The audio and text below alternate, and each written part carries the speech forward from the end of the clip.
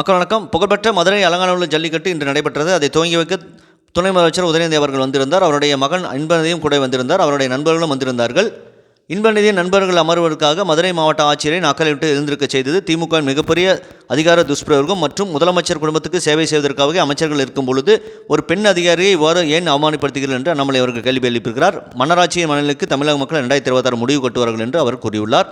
கண்டிப்பாக திமுக அதற்கு தான் சுயமரியாதை பற்றி பேசுவார்கள். ஆனால் இவர்களுக்கு கொஞ்சம் கூட சுயமரியாதை இருப்பதில்லை.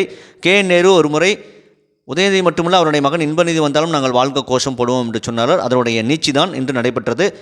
உதயநிதிக்கு சால்வை போடும்போது அமைச்சர் மூர்த்தி இன்பநிதிக்கும் சால்வை போடுகிறார் என்றால் இவர்களுக்கு எல்லாமே காசு பணம் துட்டு மணி என்று தான், கொஞ்சம் கூட மானரோசம் என்பது கிடையாது. இதை பற்றி உங்கள் கருத்து என்னதை பதிவிடுங்கள். சேனலை ப்ளீஸ் சப்ஸ்கிரைப் அண்ட் ஷேர் செய்யுங்கள். நன்றி, வணக்கம், ஜெய்ஹிந்த். தன்மானம் எல்லாம் உங்களுக்கு தன்மானங்கிறது இல்லையா? இல்ல சாப்பாட்டுல உப்பு போட்டு தான் சாப்பிடுறீங்க? அந்த பையன் வயசு என்ன? உங்க பேர வயசை விட சின்ன பையன். அவர்கள்